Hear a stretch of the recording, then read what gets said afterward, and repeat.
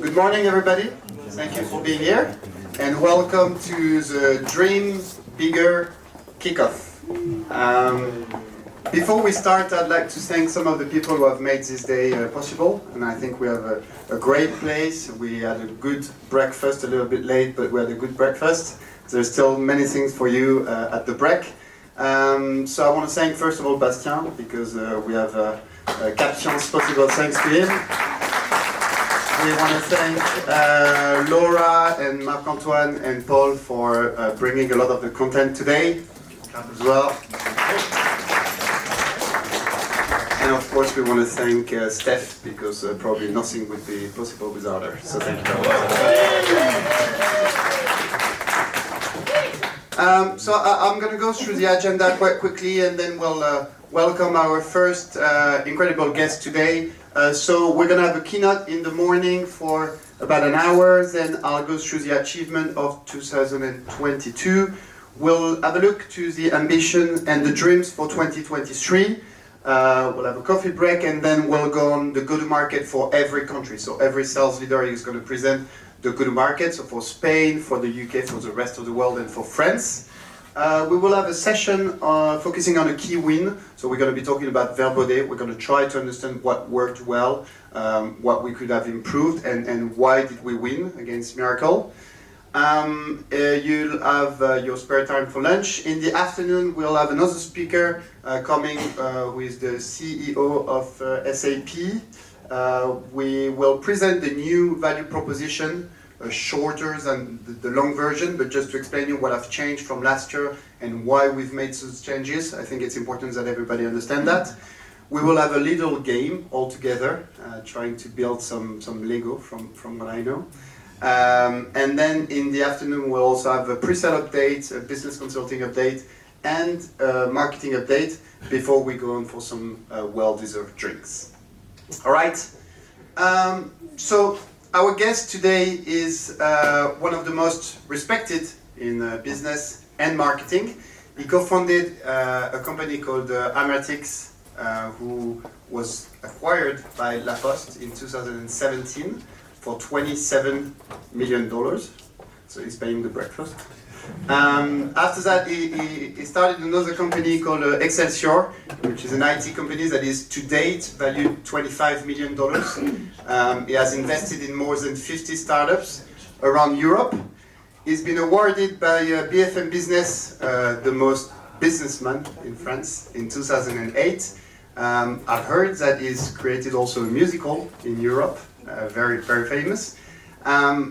I think what is important is what he's going to share with us today has changed people's life and people's mind. So get ready, give a big round of applause for Stéphane Boukris.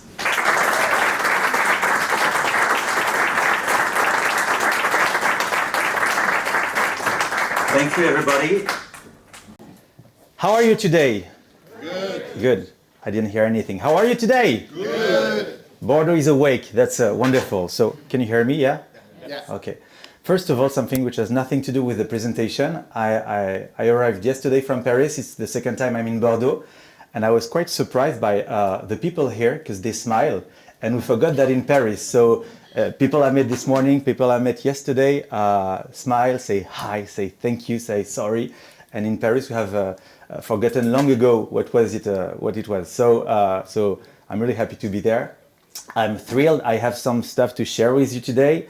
When we prepared with Bastien this little talk, he said, Stéphane, I joined Octopia, and when you will be talking, you will meet some of the best and brightest people I have ever met in my life, literally. I don't know if it's true or not, but that's what he said. So thank you for the invitation. First of all, I want to say that I'm not a professor, I'm not a coach, and I'm probably the worst salespeople here because I didn't ask any money to come here this morning, so it's totally free, and I'm really happy to be there and to share with you the thing I have learned in the past 20 years.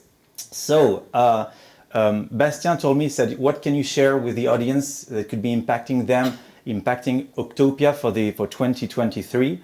And I said, okay, how long do you have? I said, do you have like a week, 2 days? He said, no, you have 45 minutes. So 45 minutes to share everything you've learned in 20 years as launching company, companies producing musicals. So it's really short, and it's going to be really quick, this talk this morning. If you have any question, I'll be more than happy to answer afterwards, if we have time. I don't know, but if we have time, we'll do that. So I'm really happy to share that with you this morning. So without any further ado, welcome to 2023. You have heard that there are many challenges today, many crises, inflation, pandemics, everything around, but there are more opportunities than ever before. You heard that as well. Octopia, I think, is booming. From what I heard a couple of minutes ago, you did a great year in 2022, and 2023 is about to be even better and even bigger. So that's great. Just to complete the presentation, I am the CEO of a company called Excelsior, an IT company, and we provide services, and we're a 100-people company so far, and we're really happy about what we do, and we could talk about that later on in the morning. So, my 10 keys to rock 2023.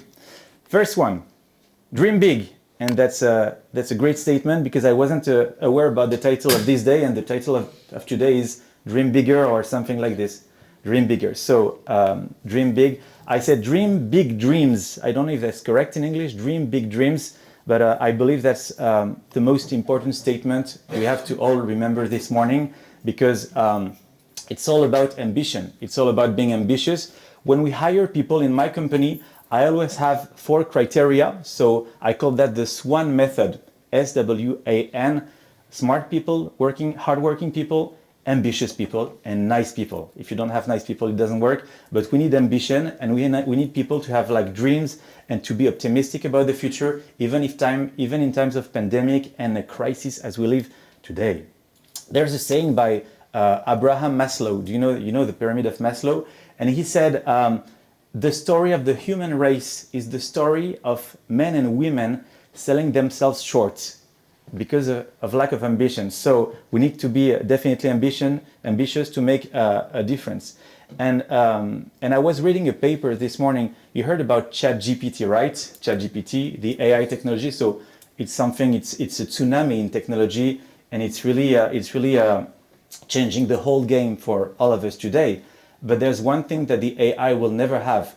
And I believe it's like ambition, it's dream, and it's risk-taking, because AI is not programmed to have ambitions and to have dreams. Humans do. I'm going to share with you a few stories about me. First of all, this was a couple of years ago. I was working for a company called Dalenis. Maybe you heard about that. It has been acquired by Natixis, the bank, a couple of years ago. So I was working at this company. Just before that, joining this company, I had launched a website called domyhomework.com. It was a marketplace to do the homework for the kids for money. So it was not ethical at all. And the website stood for like 2 days or 3 days. But after that, so I had to join a company after that. I joined Dalenis. And at some point in that company, one of the CEOs came to me and said, Stéphane, we want you to have a crazy idea for our company. We want you to do something ambitious. We want you to have like something crazy, and we will back you on this one. I said, okay, what's your business about? And the CEO, Cyril Dubrow, told me, what we do at Mailorama is that we do cashback. I don't know if you're familiar with cashback. So basically, you purchase online, and for your purchases, you get like in a loyalty program, you get cash for everything that you buy online. I said, so basically, you give cash. He said, yeah. So my idea, my crazy idea, my ambition is that we're going to give cash. He said, I'm not following you. I said, we're going to give cash in the streets of Paris without any counterpart. He said, okay, but what do you mean? I said, did you see the movie Batman, with Michael Keaton and Jack Nicholson, like the first Batman? He said, yes. In this movie, you have the crazy Jack Nicholson, the Joker. He's throwing money in the streets of Gotham City, and people get crazy about that. I said, we're going to do exactly the same. And so that's what we did. It was November the 14th, 2009, and I decided to throw 100,000 euros in the streets of Paris without nothing in counterpart. So in small pouches, there were bills of 5, 10, 20, and even 500 euros that were giving out just to promote this company. And as you can imagine, it went completely crazy. The media went crazy, the people went crazy. my direct boss said, Stéphane, your idea is fine, it's okay, but I think we may have 200 or 300 people this day. And in the end, we had almost 100,000 people at the Eiffel Tower. It's called the Musée de la Guerre. And it was completely crazy. People were running in every way. It didn't happen as we imagined it, because of course it was more complicated. But our website, the website I was doing that for, went from number 5 to number 1. We made like 5 or 6 million of profit margin extra thanks to that marketing stunt. And the funny fact is that there were even a law that was passed, which is called now the Boukris law, in the Code Penal. You know the French law. So if Octopia, for example, want to do the same thing, you will go under the Boukris law and you will be forbidden to do that marketing operation. So I hope you don't do that. You can do with checks, but not with cash, because we had done that and it went completely crazy. But it worked, and we made a lot of money, and it was highly profitable. And so we need to have ambition. This was maybe a little too high of ambition. Bernard Arnault, which was one of our shareholders, he was the owner at the time of Carrefour. And he was really mad because people were fighting with oranges from Carrefour, the supermarket. So he said, you should have done that in another place than next to a Carrefour. But eventually, everything went fine. Another story that I can tell you about ambition, I could tell you many stories, but as it was said before, I produced a musical like 10 years ago called Robin des Bois, Robin Hood. Maybe some of you saw that musical. It was a high success. We had 1 million people viewing this musical. It was starring Matt Pokora. I don't know if that makes sense for all of you, but we're not in the target audience of Matt Pokora, but obviously. But he's a French singer. He's like the Justin Bieber, French Justin Bieber. So not Justin Bieber, but the French Justin Bieber. Equivalent, let's put it that way. And so I produced a musical. It was a great experience. And a friend of mine, just after that musical, came to me. Her name is Bénédicte Dizier, and she said, Stéphane, I want you to help me to produce my music. And I said, I'm not producing like individual artists. And she said, Stéphane, please help me do something. So I'm listening to the CD, at the time it was a CD. And so I'm listening to the songs, and I don't like it very much, but there's this one song, it's called Come and Dive, and it's a great song. And when I hear that, I say, Bénédicte, you know what? This song is the next song, the next theme song of a James Bond movie.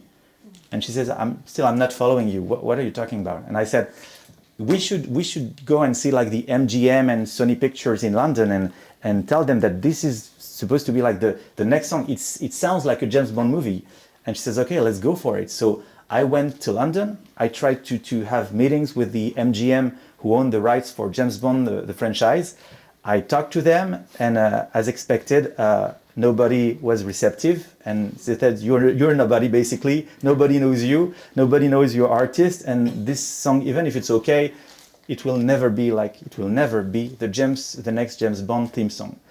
So I went back to see Bénédicte, and I said, you know what? I have a good news and a bad news. She said, okay, what is it? And I said, the bad news is that your song is not going to be like the next theme song for a James Bond movie. Okay, she said, and what's the good news? And I said, the good news is that it's gonna be the next James Bond theme song movie. And she said, okay, so what is it about? How are you gonna do if they're not okay with that? And I said, you know what we're gonna do? We're gonna fake it. We're ambitious. We have dreams. You have dreams. You're an artist. You want to stand out. Let's do it. Even if we don't have the rights, even if the MGM is not okay, let's do it in another way. It was sneaky, but we did it in another way. So what we did is that we shot a movie trailer of scenes that could be like a James Bond movie. We have taken many movies from Daniel Craig, the actor, and we have edited it with our own images so that people don't recognize any movies. So we have created an original trailer with her song as the soundtrack. We put that on an USB drive in the shape of a bullet, We put that in a marble, box, in a case. We wrote a fake PR statement from Sony Pictures, and we sent that to 1,000 journalists all over the world. And as you can imagine, the thing went ballistic. The the the Los Angeles Times, which is like Le Parisien, which is like the big newspaper for Los Angeles. There was this article that was saying James Bond subject of a pretty convincing hoax, and so the CEO of Sony Pictures had to do a statement saying that it had nothing to do with this thing, with this fake trailer, and with this song, and so it gave so much publicity for Benedict that eventually she was signed by a music major thanks to this marketing stunt. So, of course, if Excelsior or Octopia does that today, you will go to jail because you're a company. But that is as it was an individual artist, like on YouTube, like people faking movies, there was no lawsuits against her. So that was just to illustrate that we need to push boundaries. We need to have ambition. I don't know if at Octopia you want to do this kind of stunts. He's going to kill me afterwards. But just to illustrate that ambition pays most of the time. Not always, but most of the time. There's this saying by Donald Trump. Stay calm, I'm not approving Donald Trump. But in his first book, when he was not the Donald Trump we know, but like 20 years ago, he wrote a book called The Art of the Deal. Actually, he doesn't write it, but somebody wrote it for him. And in this book, it says that building a small house in Brooklyn or building the Trump Tower take exactly the same amount of energy. So why not building like the Trump Tower? And this shocked me 20 years ago when I read that, because it's true. When you have an idea in mind, you have to think big, because it takes exactly the same energy than thinking small. So dream big dreams. I don't know about the time. Are we okay? That was only the first the first key to rock 2023. Second thing. So think on paper.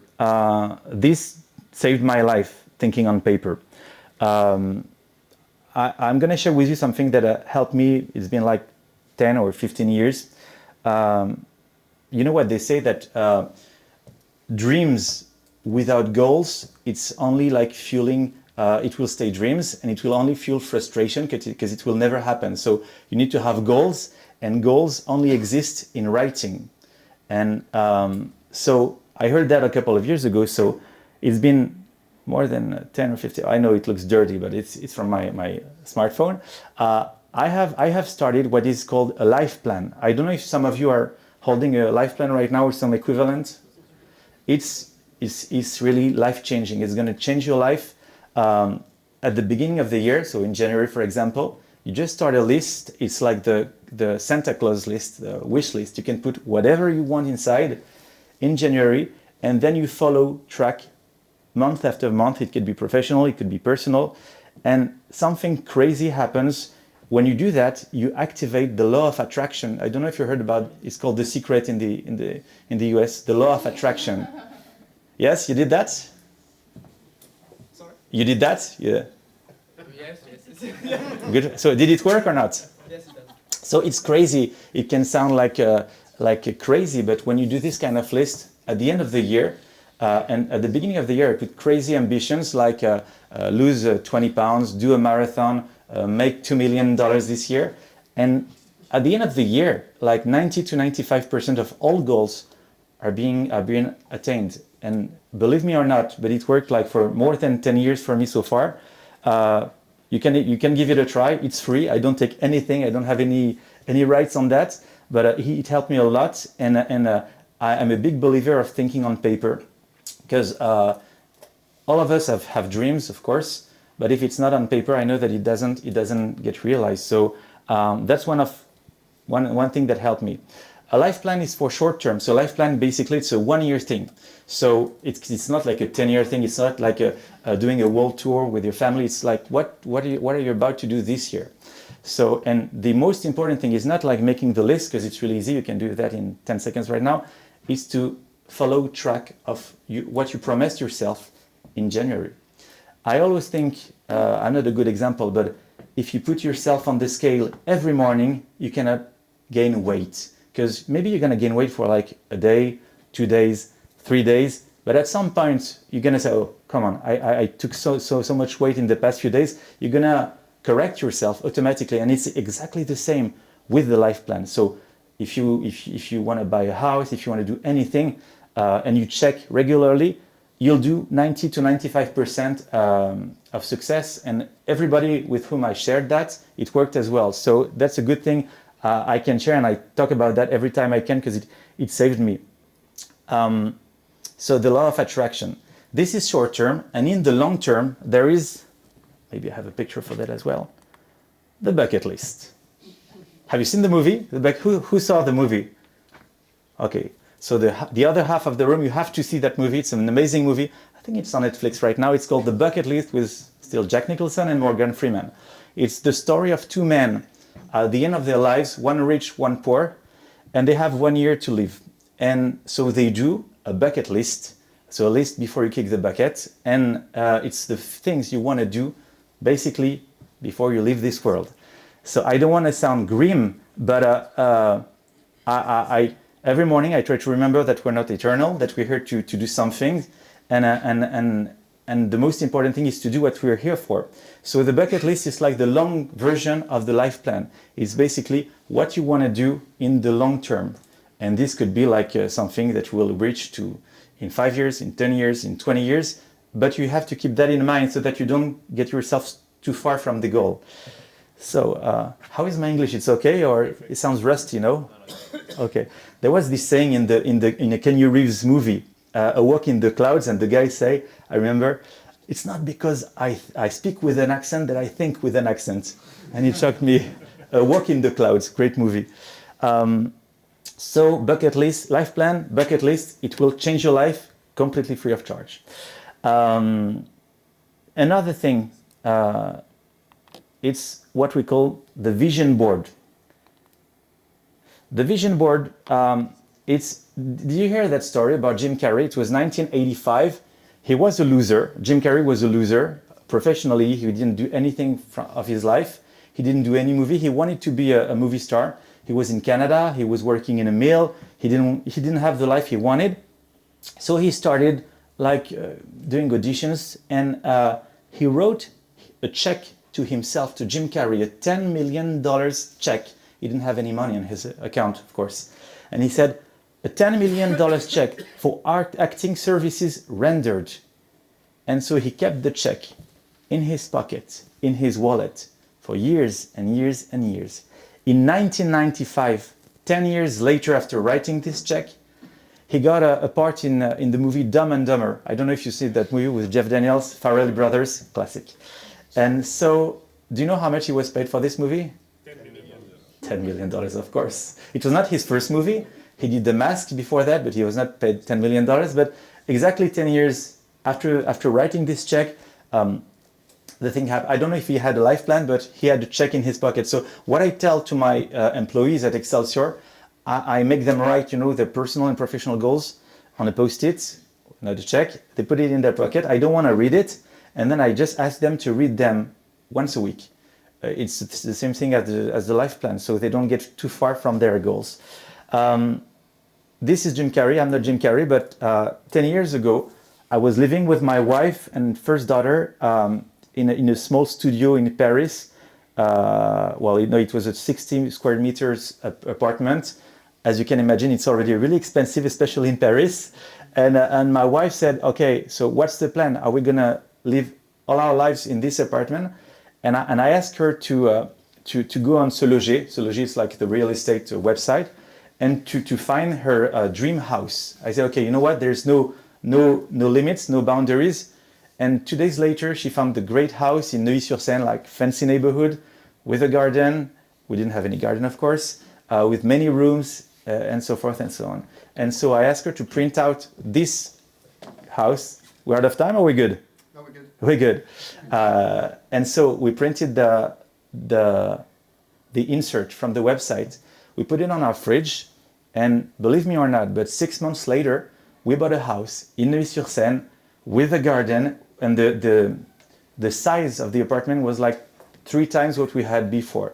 Because I believe that going every day in front of the fridge, looking at the house, it put us closer to our goals. So we found solution. The elements of the universe, that you attract when you think of this kind of stuff. It's called the law of attraction, and I'm a big believer. The Secret. If you want to read a great book, small book, like it's 50 pages, The Secret, and it will teach you that when you think about something, you attract the thing and you attract the people in your life. So that was about thinking on paper. Third thing to rock 2023. Are we good so far? Yeah. Okay. And the goal in the life plan can even be become the CEO of Octopia, by the way. So if you want to become the CEO of Octopia, you just have to write it down, and who knows, that might happen in no? Okay. Okay, forget what I just said. The next, there will be one after the other. You know what? Richard Branson is saying something really smart. He says, opportunities are like buses. There's always one after the other. So if you miss one, it's okay. There's always one after the other. And when I miss an investment, it's no big deal because I know there's always one after the other. That's the great Richard Branson. So third thing, and we're already, yeah, I know, I'm going to be quicker. Sorry for that. We only have 45 minutes. It's supposed to be like a 3-day presentation. Nothing works, but I'm sure you know about that. Nothing works the first time. That everybody said that, but I wanted to talk about that again, that in my life I have felt so many times. I'm going to share with you pictures of the biggest losers you may have heard. So, first of all, this is my track record. So, part of my track record. So, I failed. This is the 3 major companies I have failed, many more, but this is the 3 real companies I have founded, which have made almost €0. So, total failure, total illusion, disappointment, and judgment from the others. Really hard. This is a musical, the musical I was talking to you about. Yeah, it's the French figures. If you do a musical in New York or in London, the money will be better, but it's French, so we have to adapt. And then there were some successes as Ametix and Excelsior, but the proportion of successes is less important than the proportion of failures, and we have to think about that in what we do every day. Do you know this website, FaceMash? You heard about that? You all have heard the movie Social Network? Yeah. So we tend to forget about that when we think about Facebook, or about Meta. Now it's Meta. But Mark Zuckerberg, before building the Facebook, built FaceMash, and it was a total failure, a total humiliation for him. So he's one of our biggest losers today, Mark Zuckerberg. There's this saying by Michael Jordan I love. He said, I have missed more than 9,000 shots in my career. I have lost almost 300 games. 26 times I have been trusted to take the game-winning shot and missed. And still he's the greatest player on earth of basketball players. So I love this quote because even the best of the best you can think about are at some point the biggest losers. There are thousands of examples. And it helps me day to day, when you do something, am I right, am I wrong? Who cares? All the people you love and you admire are the biggest losers. When you think about Jack Ma, that Jack Ma was refused to work for a McDonald's or a KFC. So there were like 30 people and he was like the only people not qualified to work at a McDonald's or a KFC. Colonel Sanders from KFC still. The guy launched his company at 70. He was 70 after a military career. And so he had a recipe for fried chicken. And he went to see many restaurants in Kentucky, in Tennessee, in the deep south of the US. And many restaurants refused his recipe. And at some point, one said, okay, I take your recipe and we're going to share profits.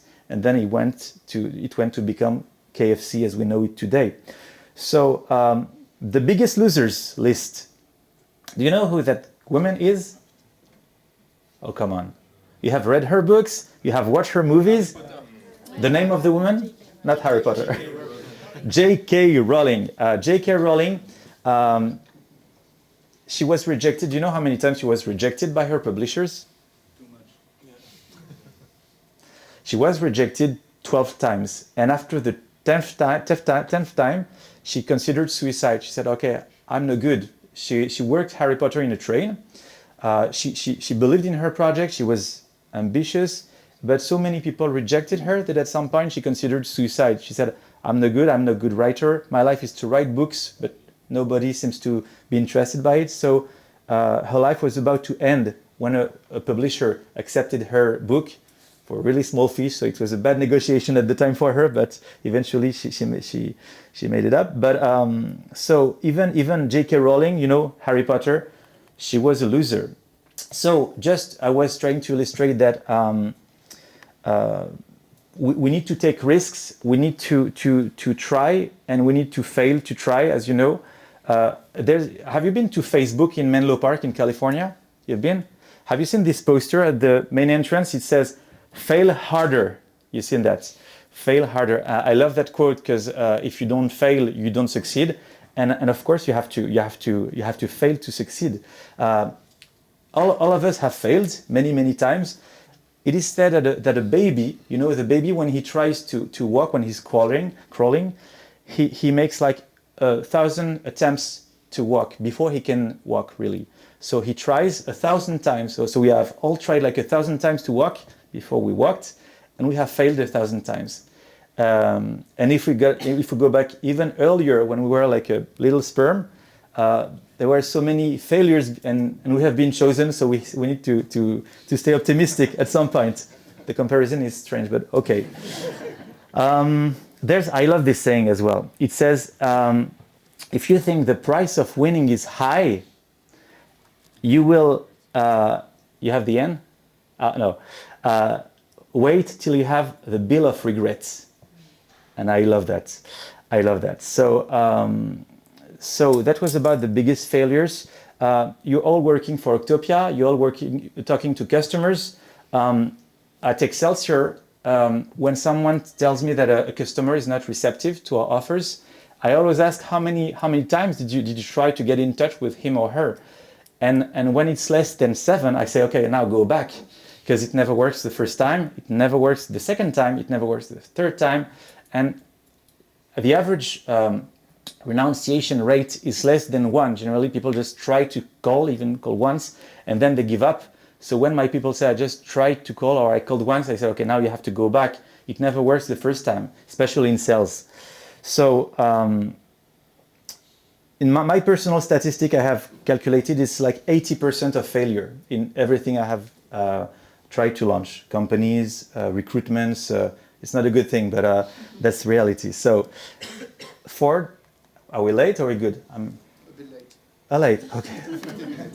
Okay, let's speed up a little bit. So another thing I have learned these past few years is to build strong relationships. There's this French podcaster, Mathieu Stéphane. I don't know if you heard about him. He's a star in France. It's like the #1 business podcast, and I was fortunate enough to be on his podcast. It's called Génération Do It Yourself. You heard about that.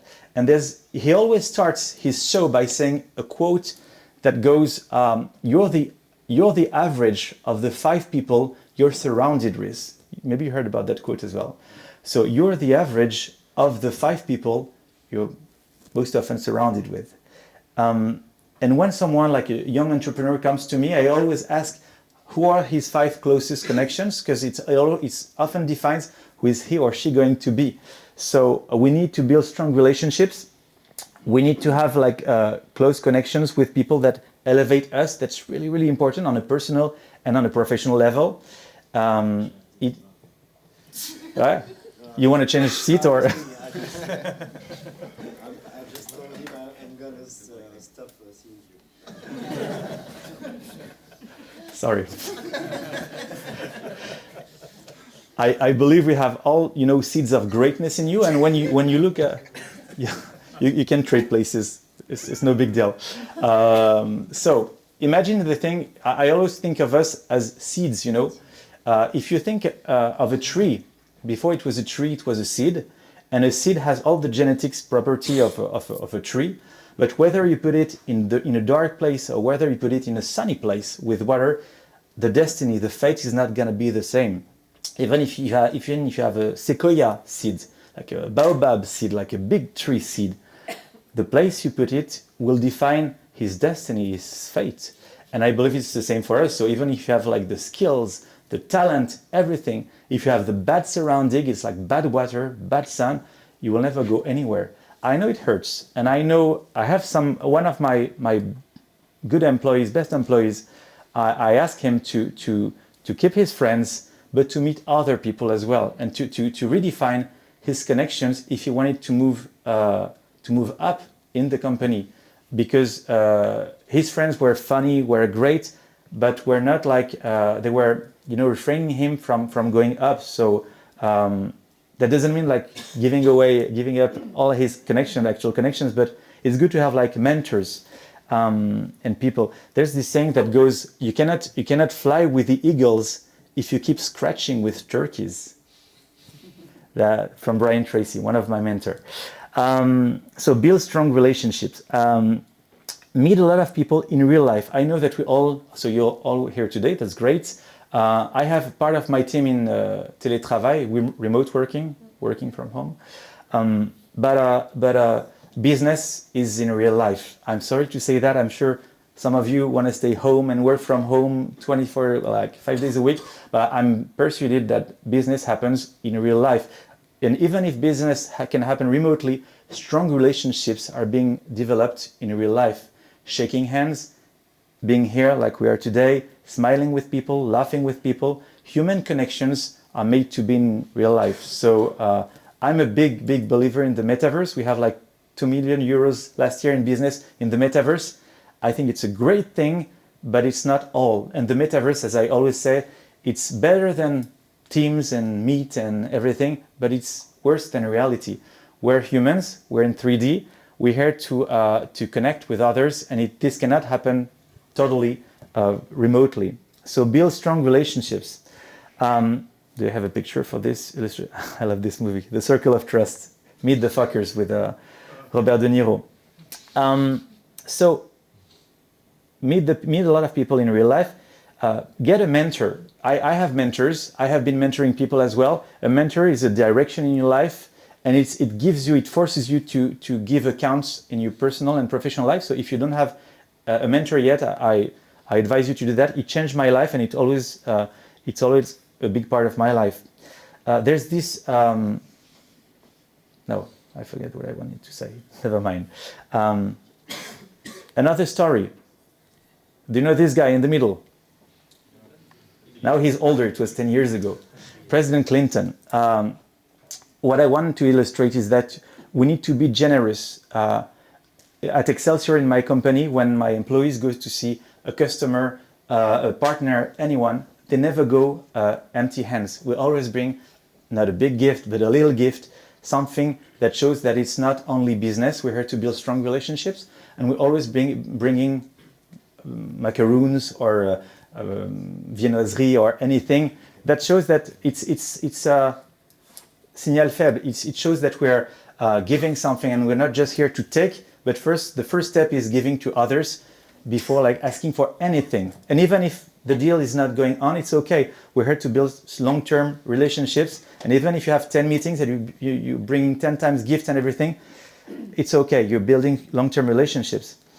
We need to be generous. There's this saying in Tunisia, I'm from Tunisian background, and it says, d'abord tu travailles pour ton nom, et ensuite ton nom travaille pour toi. First you work for your name, and then your name works for you. And it's important. That's one of the biggest things you have in life, your name, who you are. And it's important that people associate your name with generosity. That's what I think. So 10 years ago, that's a funny story I like. 10 years ago, I had a meeting with President Clinton in his office. He wanted to do a hackathon, and at Excelsior we do hackathons and conferences. And I had a lot of pressure because it's the former president of the United States. He was the most powerful man on earth for like 12 years or 10 years or so. And so I arrive at Roissy-Charles de Gaulle, the airport, and I realize that I'm empty hands. I have nothing to bring him, and I'm confused. And then I go to La Durée. I don't know if you know La Durée. Okay, they don't do cannelé, but they do macaroons. La Durée, so French macaroons. It's a good macaroons brand. It's not the best of the best, but so I decided to buy for President Clinton a little box of macaroons from La Durée. And so I go to the lady, I say, please be careful, it's for someone really important. And so then I take the box, I go to the airplane, and I say to the steward, please be careful. It's not a bomb. It's macaroons, but it's someone really important. I don't want any of the macaroons to be broken. It's like the meeting of my life. I cannot tell you who it is, but please be careful with the macaroons. She said, okay, we're going to put in a special place. Like, big drops on my forehead. And so afterwards, I go to President Clinton's office. I'm stressed. I'm panic attack. And then I say, I was shaky and everything. And I say, President Clinton, I brought you the best of the best. Of course, I was lying. It's not the best of the best, but I said he doesn't know anything about La Durée. So I said, you know what, President Clinton, I brought you the finest brand of macaroons in France. It is called La Durée, and it's going to change your life. And I give it to him, and he says, La Durée, we have one on Fifth Avenue. I go like every week. And then he passed the macaroons box to another person who brought it to another person, and I think he never tasted one of the macaroons. But I think he appreciated the gesture, right? So, okay, I tried anyway. We didn't do business together, but who knows? Who knows what happens in the future? So that was my macaroon story. We talked with 5 minutes left. Oh my goodness! I still have okay. So it's a countdown. I thought it was a chronometer. Okay, no problem. I'm gonna be quick. Who runs a marathon in the room? Who runs marathons? Nobody's running marathons? Oh, come on. Who does races? Who run races? Okay. Professional races, okay. Have you ever thought of being first at a race that you run or not? First or second? Really? Okay, that's a bad example. Okay, when I run marathon, rarely. When you run marathon, you have 100,000 people, and you when you compete, what? Yeah, here. Okay. Then you have to finish. You have to finish, which is already good. I did the New York Marathon 4 months ago. I was hurt, but I finished it. It's really important to finish. But when you do a marathon, there's 100,000 people, and nobody believes that they're going to finish first or second or third or fourth or fifth. What you want to do, and it's a great philosophical way of thinking, is that you do a marathon not to be the first, because you'll never be the first, even before starting. But you need to be better than you were before. You need to be better than your old self. And that's why I love marathons, because I'm not competing with my friends or people who are running. I'm competing with myself. I'm competing with the people that I was the year before and 2 years before. And the joy that we have when we run races is that we challenge the person that we were before. And I think that's life. Life is exactly the same. You're not competing with the people in this room. You're competing with the person that you were before. We're here to be better and better with time. And the goal, I think, one of the goals of life is to be better than we were just yesterday. And marathon is exactly the same. The Sénèque, Sénèque? I don't know how to say in English Sénèque, a Greek philosopher. He used to say that the best way to be unhappy is to compare yourself with others. The best way, if you want to be unhappy in life, because there's always a richer person, there's always a more handsome guy, there's always someone which is more and more and more. So the goal is not to be better than him or her, it's to be better than we were before. Okay, I'm going to try to be faster. Okay, that was the marathon thing. Key business assets. This is a long one. I'm sorry. What I tell my teams in business day after day, they need to have many skills in order to perform, in order to succeed in what they do. First of all, when I interview someone, I'm looking at something which is called energy. Energy is one of the most precious things they have. Low energy is a bad sign. And more than energy is enthusiasm. And do we have salespeople in the room? People who are selling stuff? So a third of the room? Half of the room? Okay. That what we say about selling is called a transfer of enthusiasm. Selling is a transfer of enthusiasm. It's hard to say. Enthusiasm. Okay. Anyway, and when I teach my employees, when I hire people, I'm looking at this enthusiasm, because when you're talking to someone, so when I'm trying to convince you about the point I'm making, I have a ball of energy on my side and I'm trying to push it to your side. And if you're energetic about what I said, is that I succeeded in transferring you enthusiasm. So selling for me is just basically that, a transfer of enthusiasm. So you need to have energy, you need to have enthusiasm. you know what they say? They say that you cannot love someone if you don't love yourself. We have to think about that. You cannot love someone because you cannot give something that you don't have inside you. It's cruel, but it's not like pretentious. It's the fact that you cannot love someone if you don't love yourself, because you cannot give something you don't have. And selling, we can compare with selling. I know it's hard, but selling, it's a transfer of enthusiasm. If you don't have enthusiasm in you, how can like someone be receptive to what you say? That's why I'm always energetic. Red Bull. I'm not endorsing any brand. Another thing, we're gonna need a little more time, I'm sorry. Sorry for Gerald, I don't know if it's what time he's speaking, but he'll forgive me, we're good friends. We need to be a solution for people who, that can sound like crazy, but like our top 5 customers at Excelsior today, we are solutions for them. But what I mean by solutions is not like selling Octopia to them, because obviously that's what you do. It's being more than just selling Octopia to people. It's building a bond, building a relationship, and that means being something more than what you're expected to do. Otherwise, you're just one out of many, in many. So if one of my customers needs some help on a private subject, if he needs to find a doctor, if he wants like tickets to go to Madonna, it's not like necessarily like giving gift to people. It's being a solution, showing people that you're in a generosity. Comment on dit élan? I don't know. You're in a mood of generosity, and you're not here only to receive, but you're here about giving. And one of the truths I have found in business is that we need to be more than just selling, but we need to be a solution. Okay. Except there's a word at Excelsior. When you come, I hope you'll come to my office in Levallois-Perret. It's a great office. We have replicated the Central Perk from Friends, the TV show. We have done a perfect replica, so I hope you'll come to see us. Bastien have been. There's a saying, there's a word. It's a neologism. It says exceptionality. Exceptionality. It's not a real word. It says that we need to tend to excellence in everything we do. We need to commit to excellence, and that's an important thing. I'm afraid with the timekeeper, which is looking at me. Are we okay, or you want me to speed up? Okay. We're fine? Yeah. Okay, great. So I'm having an extra time. Otherwise, you'll have troubles. I prepared the stuff, so come on. So another key to 2023 and the following years is to dedicate yourself to lifelong learning, what we call continuous learning. Who has read a book this past month in the room? That's great, 80% of the room.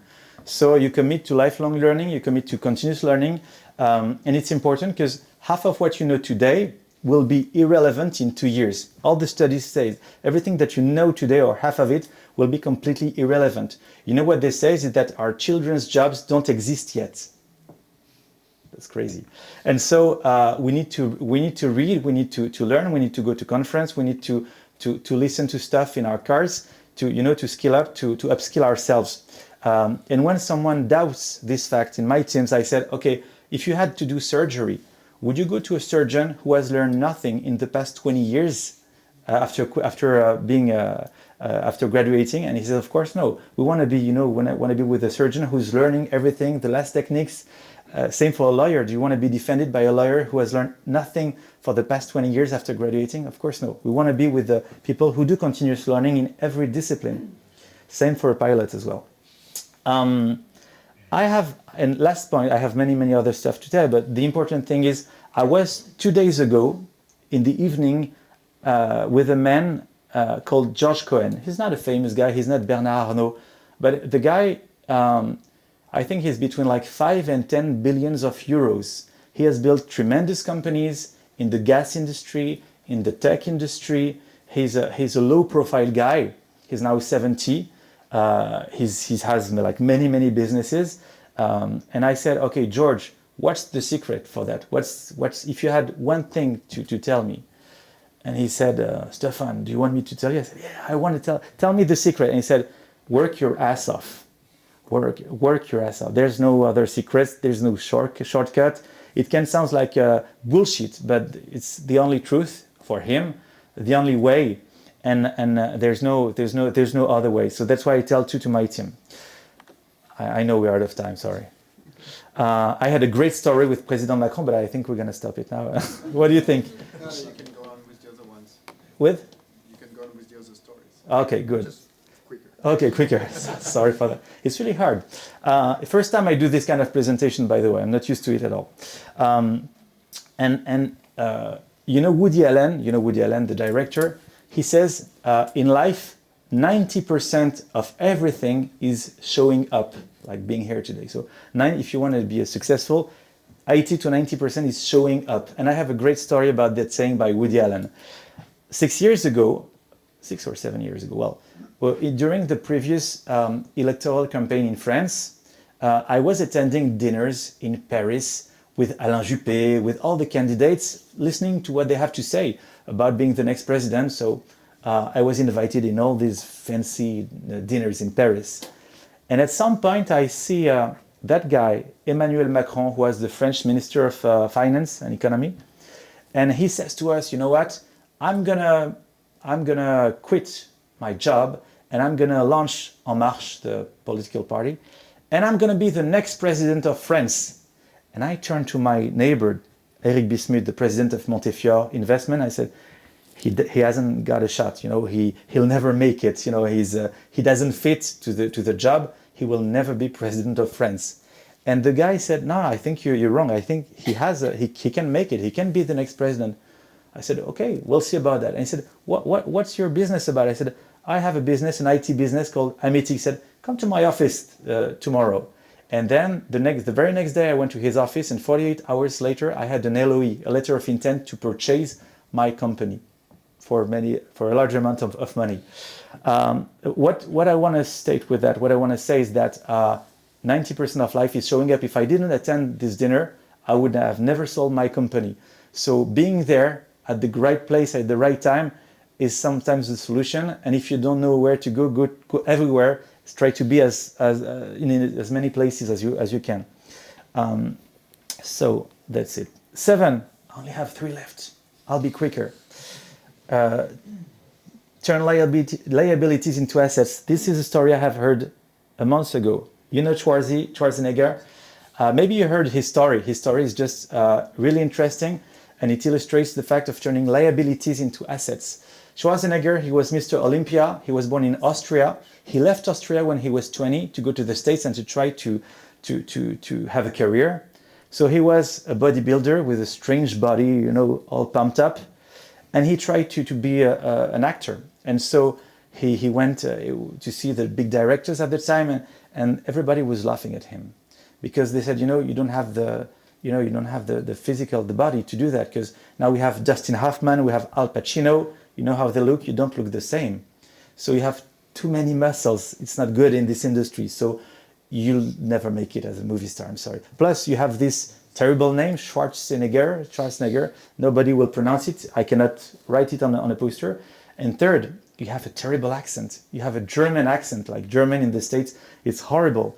So these are the 3 reasons you'll never make it as an actor. So he doubled down. He went from casting to casting, and then eventually he went to be Conan the Barbarian. You know Conan the Barbarian, movie from the 80s, a cheesy movie, but it's okay. And so it was a huge success. It went it did like $50 million in box office, so it was a good success. The director of this movie said, if Schwarzenegger didn't have this body, the movie would never have been a success, because this is like a fake body. This is like, we don't find this kind of body here. So first thing. In 1983, James Cameron from Avatar, at the time he was on Terminator, directed Schwarzenegger to do Terminator. Terminator was like $100 million in the box office. It was a tremendous success.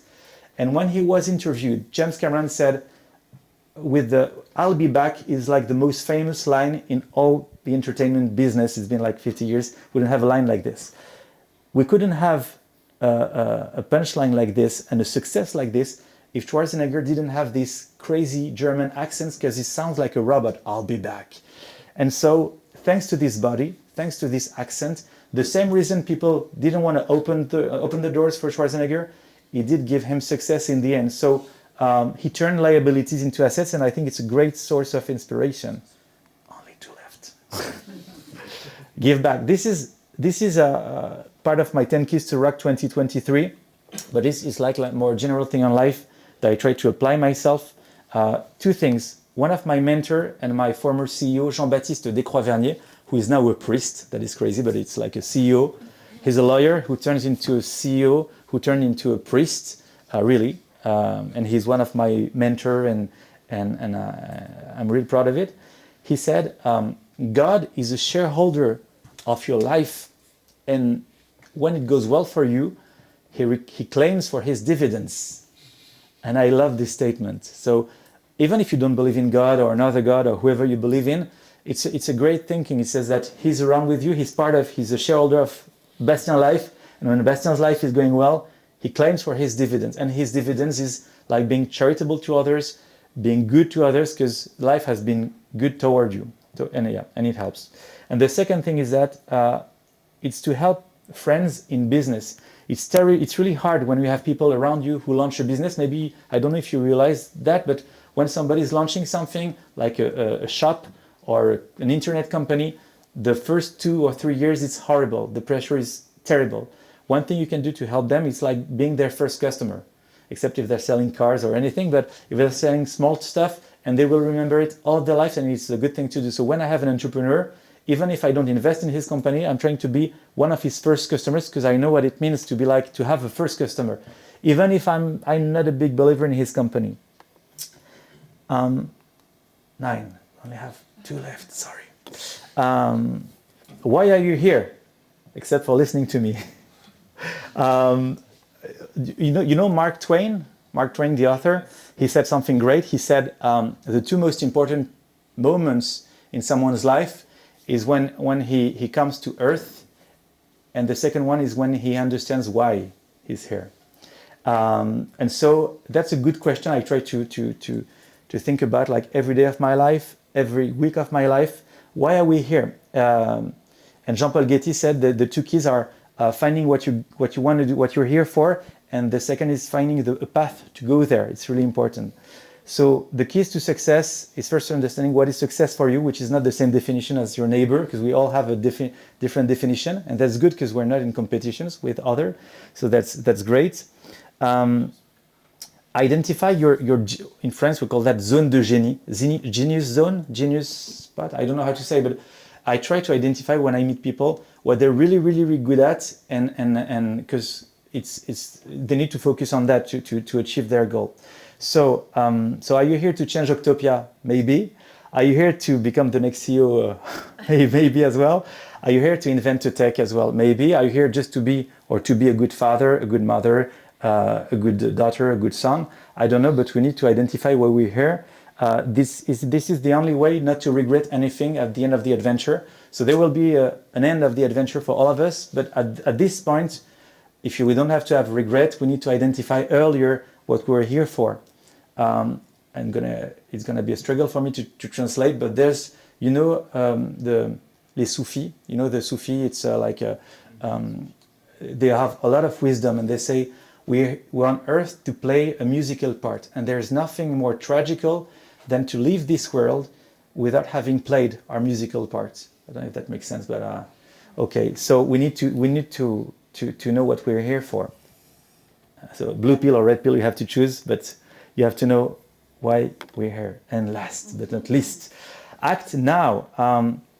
I have met like many people, and I meet many people like here today, every day, like entrepreneurs, salespeople, and we all have dreams. And that's why I said we need to put dreams on paper, because sometimes people have dream and they put priorities before their dreams, and they go to a special place called Someday I'll, the I'll, Someday I'll. Someday I'll be a book writer. Someday I'll give a conference. Someday I'll go to Bordeaux. And they go to this special place, but in this special place, Someday I'll, the dreams are being killed. So you need to stay away from the island, you need to stay away from this Someday I'll, and you need to act quickly. Really, this is one of the lessons. Okay, no, we're good on time, right? No, sorry. I killed his day, sorry. Thank you for your indulgence. Do some people of you speak Chinese in the room? Do you know what means the word Weiji? Weiji. Very good Chinese. First year Chinese. First month. Weiji, it's I'm not Chinese fluent at all, but Weiji, it means crisis. And what I love about this word, because we are now in a crisis, the pandemics, the inflation, the war, you know, everything that you heard in the news. But Weiji in Chinese, so it's a crisis. And you have two words. You have the word Wei and you have the word Ji. Wei, it's a threat, and Ji, it's an opportunity. So the Chinese know how to turn an opportunity into a threat. So it always has, you know, like the yin and the yang, the two parts. So we're in a crisis, but there are still many opportunities. And to learn Chinese, for example, that can be a good opportunity. So Wei Ji, turning opportunity, threat into an opportunity. And that's Someday Isle. This is the island I talked to you about. And to conclude, so let me leave you with this last point. Really late, sorry, but so we're living in the best time of human history. That's what I believe. More people are going to make more money in the coming years than ever before. May Octopia become your utopia. That's a good one. I wish you the very best for 2023. Thank you, everybody.